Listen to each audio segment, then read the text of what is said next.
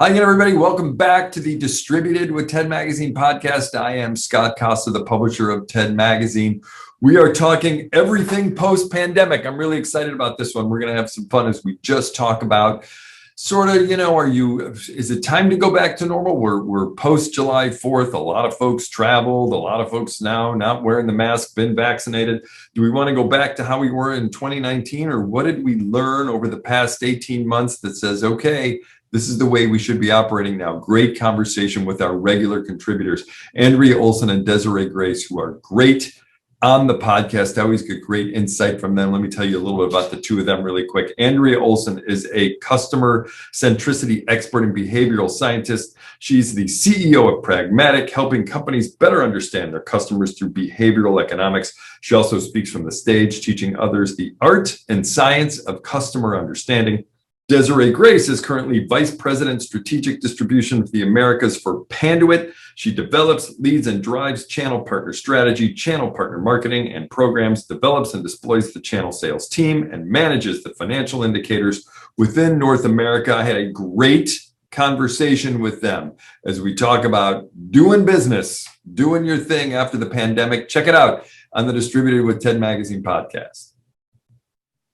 All right, we're trying something new with Desiree Grace, Andrea Olson on the Distributed with TED Magazine podcast. We are going to kind of take a preliminary dive into a post-pandemic world and the things that we're doing. We're going to touch on a couple of topics, and then we're probably going to dig deeper into some of those topics down the road. This is also a time while we're here talking that if you have some post-pandemic topics that you want us to get into, and I'm going to remind you of this at the end too, let me know, send me an email or give me a phone call, do something so that, there's other things that you want to dive into, that you want us to explore a little more in the podcast. But we're going to talk about a few things that, I read something the other day about, the airlines are thinking they're going to get back to a pre-pandemic level, within the next couple of weeks, which a lot of people are like, yay, that's great. And it's like, okay, but does that mean we should be jumping back into a pre-pandemic business strategy, or have we learned a bunch of things that we probably need to kind of, be smart as we move forward? So Desiree and Andrea, we're going to dive into a couple of things fairly quickly, on those things. Let's start. I think we used the word evolve, while we were kind of talking about this. So Desiree, I'll start with you. Kind of tell me where we are in the evolution of pandemic world and where you think we're going, in terms of just kind of running our distributorship, running the supply chain going forward after the pandemic. So I hear a lot of things, Scott, about people wanting to go back to the way we used to do things. And, my position is the new normal is neither 2020 nor is it 2019 pre-pandemic. The new normal, ideally, should incorporate the things we've learned. It should include an evolution. I love that phrase because I think it's so appropriate. This runs the gamut of employee retention. It runs supply chain issues. It runs culture. I'm even hearing questions about reshoring and country of origin. I think if you are an intelligent, thoughtful organization, you're going to reflect on what did we learn and what's the ideal new normal. Maybe that ideal future state is a hybrid. Maybe you have salespeople that can do some low opportunity value meetings via Zoom rather than buy an expensive airline ticket. There's a lot of thoughts I have swirling around, but I think we do have an opportunity here to think differently. Andrea, there's a human nature-ness, as I make up words, there's a human nature-ness to, okay, things are getting better now. I have more personal freedoms of things that I can do. And there's stuff that we did strategically in 2019 that worked. Why aren't we going back to that right now? And so how do we kind of reevaluate what we've done in the past compared to what we should be doing in the future?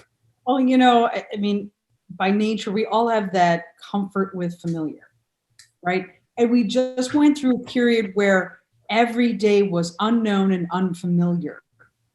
And so going back to 2019, pick your year, there is kind of a, blankie effect, right? Okay, I want to go back to the way it was. I have my blankie. I feel good. I feel comfortable. This is great. And there's something to be said for reflecting on all of this change as an opportunity rather than a reason to revert to this protected comfort zone. Because, I mean, one of the things we were talking about, and Desiree, you touched on, was like, attendance, like, being in the office versus this hybrid environment. Mm-hmm. And I think about it as, there's roles like customer service where you need to be available, let's say in person in a certain time. Okay, yeah, we all understand that. But the last time I was graded on attendance was like in elementary school, right? That was a value to my attendance.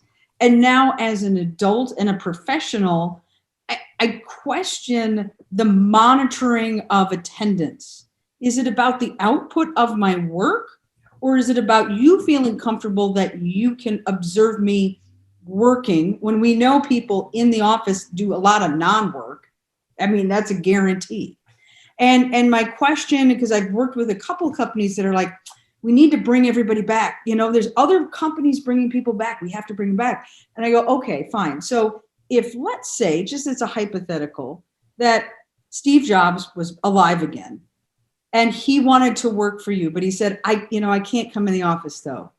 Maybe once in a while, but I'm going to be working remotely.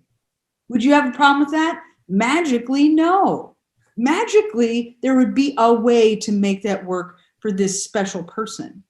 And so that's the problem is we're not looking at this post-pandemic situation as an opportunity for operational change and critical thinking. We're trying to often revert back to this comfort that we had in the past, because once we get back there, everything will be fine. And actually, it's trying to go back in time, and that doesn't make any sense. Desiree, expand on this employee retention stuff. We seem to be setting these, I'll call them false deadlines of, hey, you know what, by the end of this summer, by September 1st, Labor Day, that's a great one.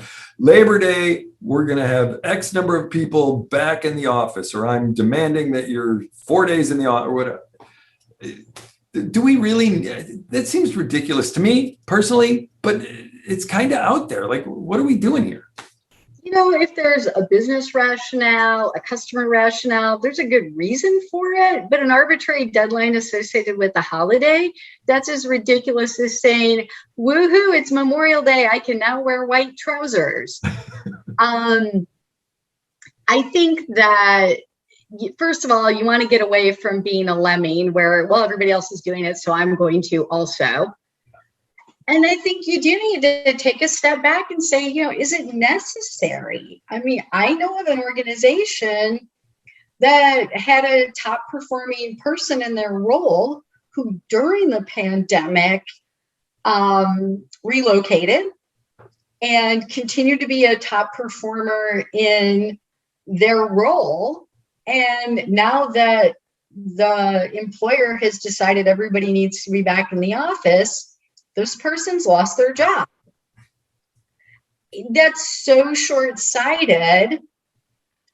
The cost of recruiting, training, wouldn't it have just been simpler to adopt a flex policy and retain someone who's a high performer?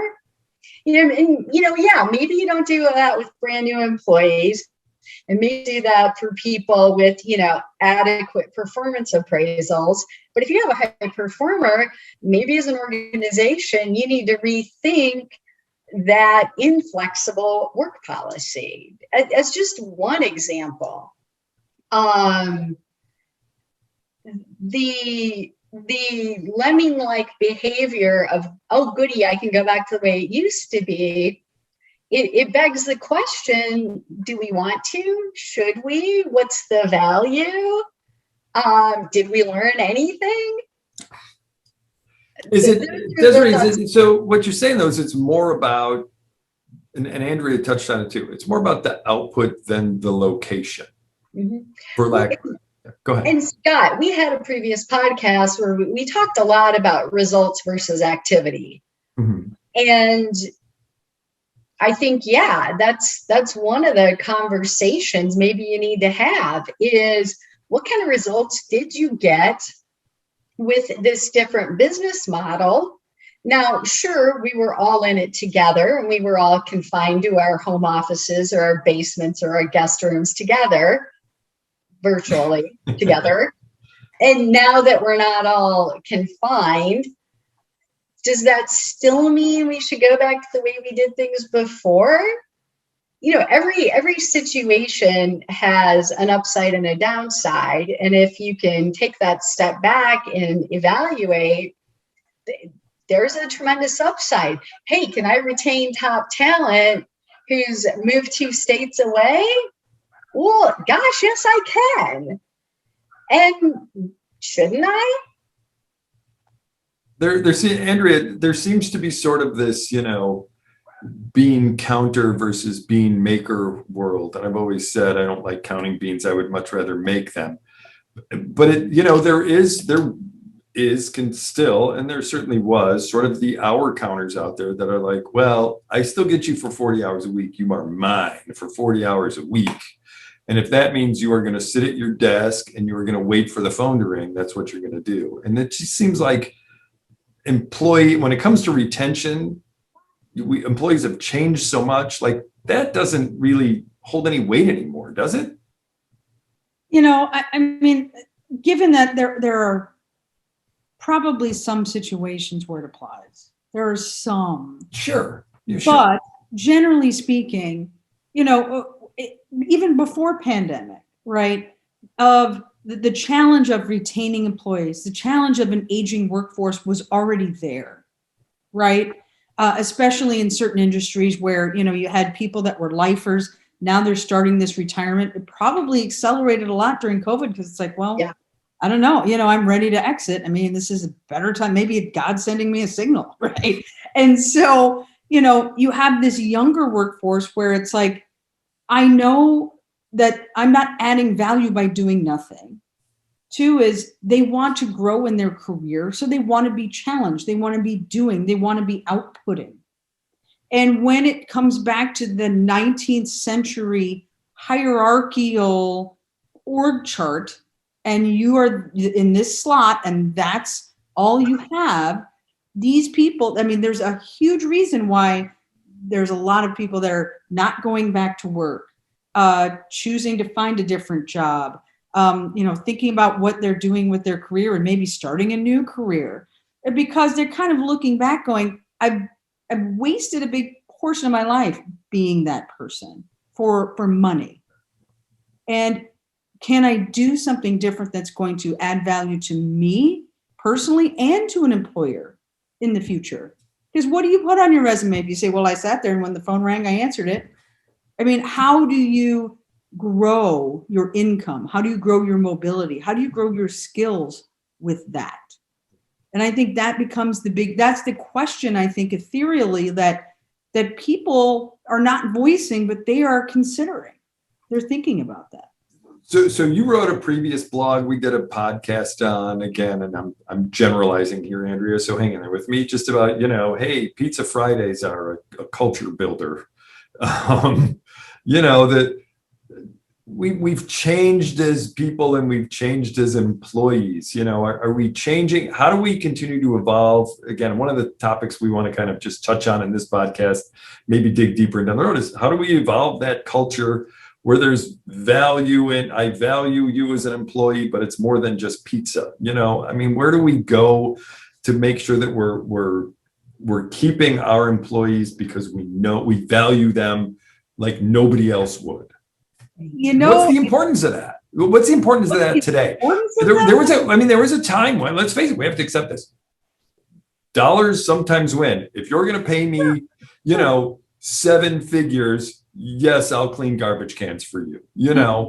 Is that kind of evolved a little? Like, what? I have my limits. I mean, there's always a tipping point, Scott, right? If someone came to you with a check, you might go, well, this podcast thing ain't doing it. Maybe. Yeah, maybe. everybody has something, whether it's monetary or purpose driven, it doesn't matter. But, we were talking in the last podcast about, what customers want and understanding what their needs are and changing to meet those needs post-pandemic. And we talked about the fact that it's like we need to talk to customers, we need to understand their problems and challenges, and we need to serve those challenges in a way that's holistic, right? Not, okay, oh, you need to drive in a nail, here's our hammer, what else can I do? It's like, well, what are they trying to build with that nail, right? And understanding that big picture. It's the same with employees. And we've kind of lost that because there was so much easy transition of getting a new employee. It just wasn't hard before COVID.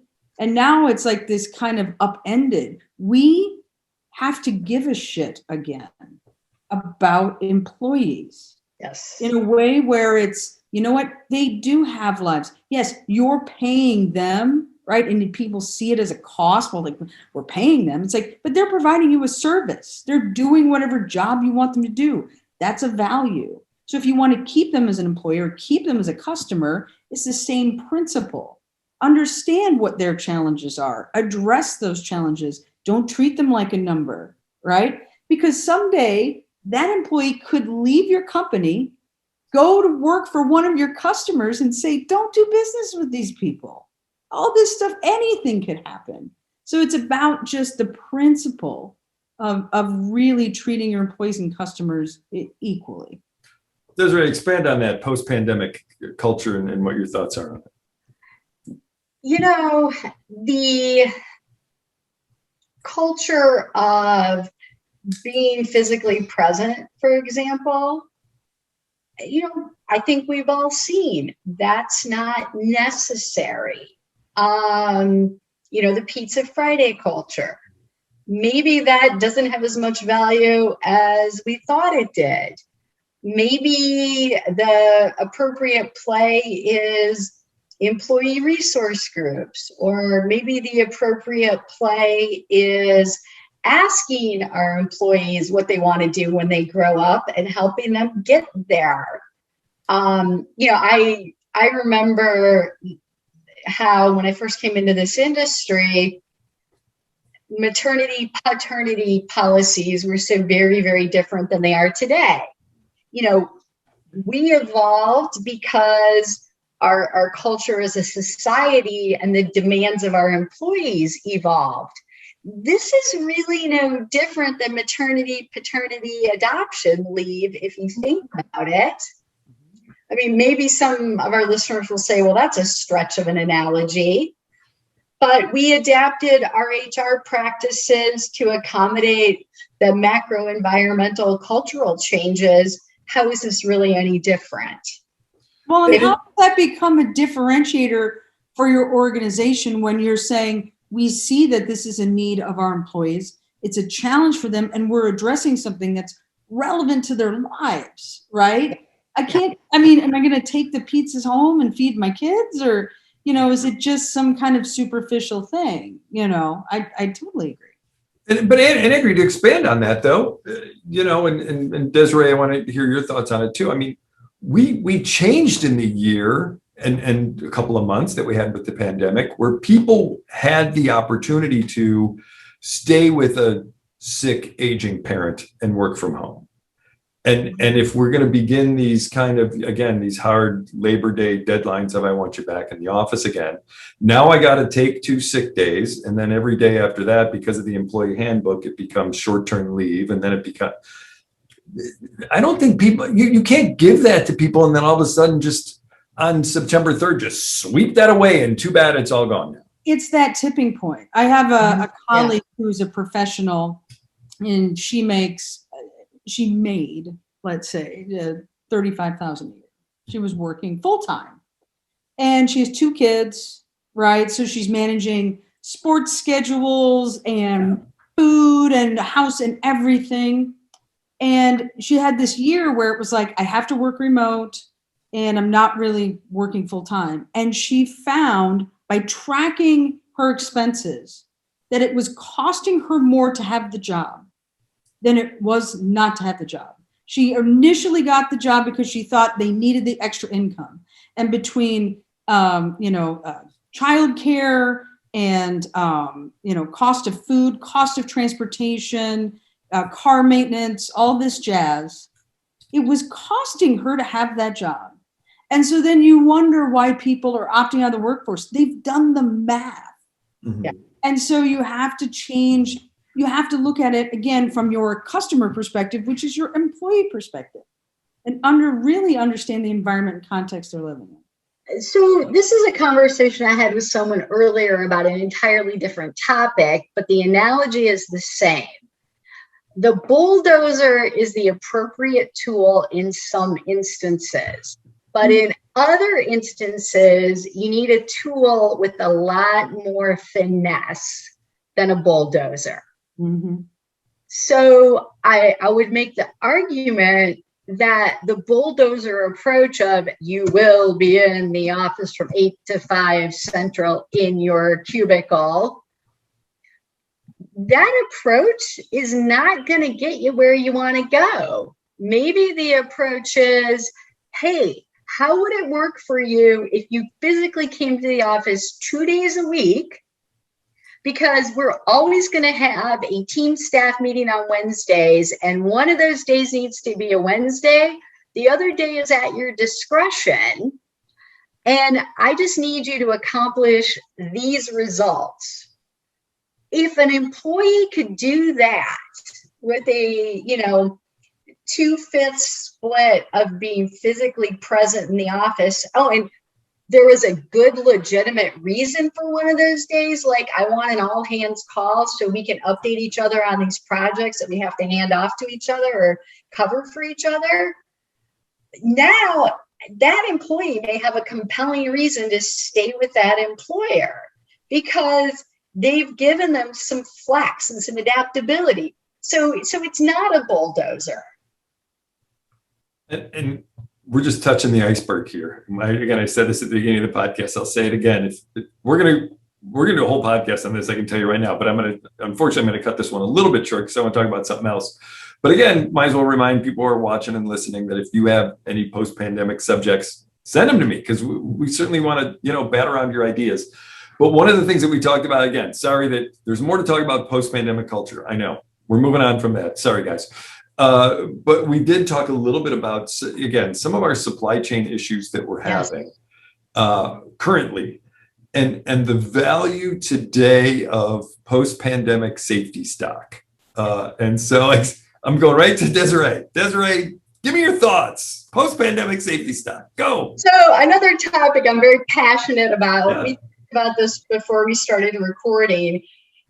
Just in time has been around for close to 25 years, and everybody had that calibrated so precisely. There wasn't a soup con of cushion there.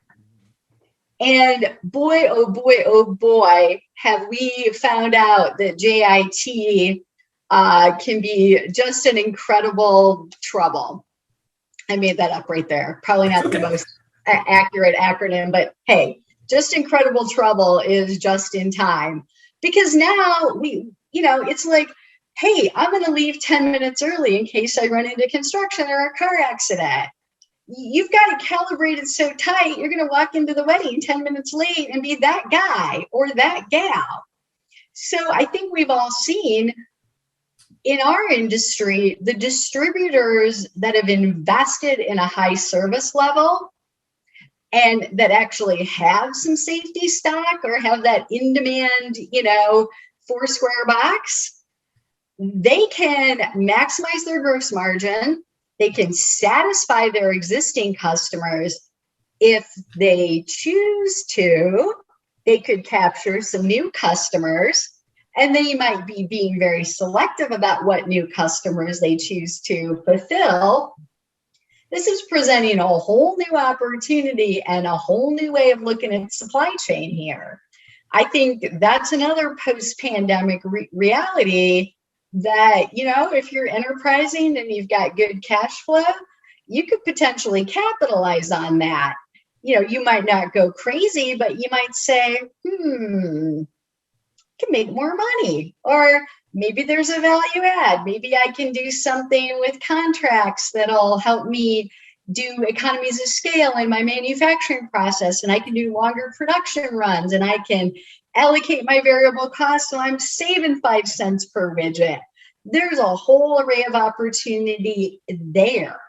The other one I'm also seeing is reshoring and country of origin. I think there's some potential opportunities there, especially if we see infrastructure and investment and Fed spending. All the little hints are out there if you're looking for them. You know, Desiree, to jump on that piece, because, you know, just in time, it's like, that means everything, every link in the whole chain is perfect. It's Like perfect. Yeah. Sorry, yeah. I'm not taking that risk. Money's not worth it, right? Is it? I don't know.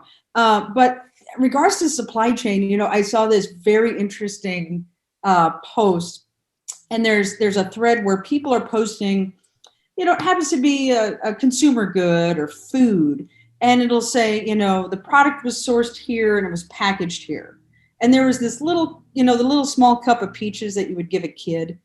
The product was from Argentina. It was packaged in Thailand and it was purchased in the US. So think about Argentina has to go across the ocean to Thailand and then back to the US and then distributed from wherever that lands. Yeah. And if we're talking about supply chain, number one, wow, that's a lot. Number two is, think about, and this kind of segues to what probably the next wave is post-pandemic, is environmental impact. Right? Oh, yeah. We're talking to moving about electric vehicles. That's great. We're talking about all this stuff. How much does that little stupid plastic cup of peaches do to the entire process, to the entire ecosystem? And you could say, well, we got jobs at every one of those places. But yeah, it goes back to, but these aren't domestic jobs, right? The domestic job was taking the peaches and moving them to different stores. That was the US job. The rest was not here. And yeah, it's just peaches. It's an example. But I think there is in the future, there's a big precipice of looking at that chain, just like way back when we used to start looking at the ingredients on packages, start to get more sensitive about, does that have MSG? Does that have high fructose corn syrup? And consumers got really concerned about that. Things have shifted over the last decade. I think they're going to also start looking at those things, where the product originated from, where is it packaged, and start going, I'm not buying this because of all the stops it's made. Interesting. Agreed. Again, Agreed. Something we need. Yeah. And that's a great point, actually, too. That does strike a chord with, I think, a lot of folks. That's good to have. Again, touching on some topics. We're going to dig into this stuff, down the road as we strategize in a post-pandemic world, which is what makes it awesome. So Desiree Grace and Andrea Olson, thanks for some insight on this, kind of laying some groundwork for some more podcasts. And I appreciate always listening to what you guys have to say. So thanks for joining me. Thanks, Scott. My pleasure. Believe me, I always enjoy hearing from you guys. And again, if folks want to contact me about this podcast and some other stuff we want to do in the future, again, give me a phone call, 314-812-5311. Send me an email, scosta, scosta@nead.org. Thanks, everybody, for watching. Thanks, everybody, for listening to the Distributed with TED Magazine podcast.